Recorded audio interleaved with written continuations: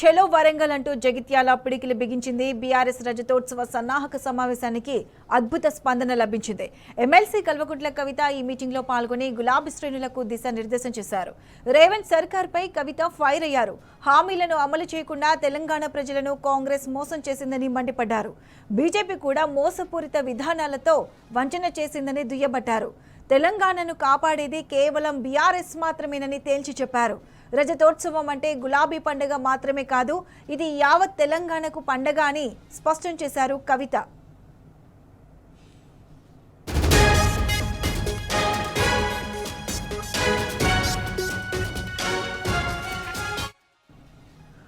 జగిత్యాలలో బీఆర్ఎస్ రజతోత్సవ సన్నాహక సమావేశంపై పూర్తి అప్డేట్స్ మా ప్రతినిధి సందీప్ అందిస్తారు.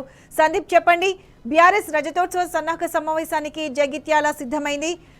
గులాబీ శ్రేణులకు ఎమ్మెల్సీ కవిత కూడా దిశానిర్దేశం చేశారు. దీనికి సంబంధించి పూర్తి అప్డేట్స్ ఏంటి?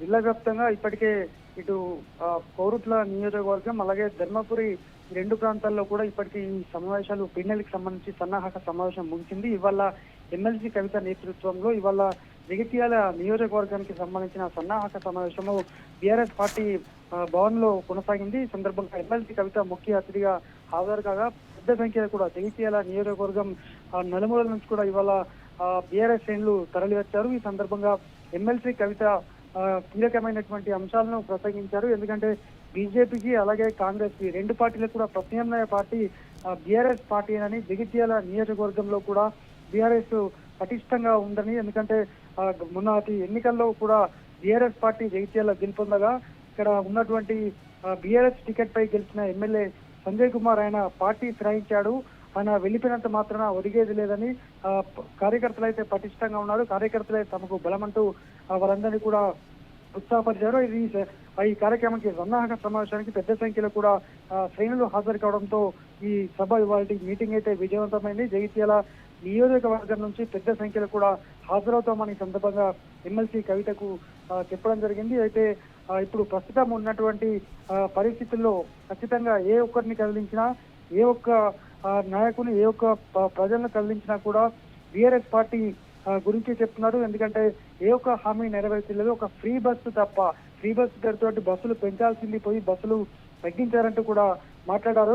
ఫలితంగా ప్రమాదాలు గురవుతున్నాయి. ఎంతో మంది ఇటు మహిళలు సఫర్ అవుతున్నారు, అలాగే పురుషులు కూడా బస్సులో వెళ్లేందుకు సఫర్ అవుతున్నటువంటి సిచ్యువేషన్.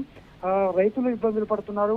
ఇట్లా అనేక రకాలుగా ప్రతి ఒక్కళ్ళ ఇబ్బంది ఉందని కూడా చెప్పడం జరిగింది. అదే కాకుండా కోరుట్ల నియోజకవర్గం నుండి కోరుట్ల బీడీ కార్మికులు దాదాపు కొన్ని వేల సంఖ్యలో మహిళలు ఉన్నారు. వారికి బీడీ పెన్షన్ ఇచ్చిన ఘనత బీఆర్ఎస్ పార్టీ. ఈ క్రమంలో వాళ్ళ తరఫున మహిళలంతా కూడా ఈ బీఆర్ఎస్ సభకు వెళ్లే దారి ఖర్చులకు గాను 5,000 రూపాయలు మహిళలంతా జమ చేసి వాళ్ళ కవిత గారికి ఇవ్వడం జరిగింది. మొత్తంగా సభ సక్సెస్ తోటి ఇవాళ కార్యక్రమం విజయవంతం అవడంతో క్యాడర్ లో మరొకసారి కూడా జోష్ అయితే కనిపించింది. జగిత్యాల జిల్లా అభివృద్ధికి పూర్తి దోహదం చేసింది కేసీఆర్ గారేనని, దాదాపు 130 కోట్లతో ఒక ప్రముఖ ప్రాజెక్టు జగిత్యాలలో రోడ్లవాగు నిర్మిస్తే కేవలము గేట్లు పెట్టేందుకే వీళ్ళకి ఇబ్బంది అవుతున్నాయి అంటూ కూడా తీవ్ర స్థాయిలో ధ్వజమెత్తారు. అయితే పార్టీలోంచి వెళ్ళినంత మాత్రాన ఎవరు వెళ్ళినా కూడా నష్టం జరిగేది ఏం లేదు. కొత్త నీరు వచ్చి చేస్తుంది. యువత అంతా కూడా సపోర్ట్ ఉన్నారని ఈ సందర్భంగా కవిత చెప్పారు. Right Sandeep, thanks for the updates.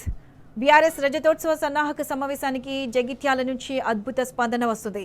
సన్నాహక సమావేశంలో పాల్గొన్న ఎమ్మెల్సీ కవిత గులాబీ శ్రేణులకు దిశానిర్దేశం చేశారు.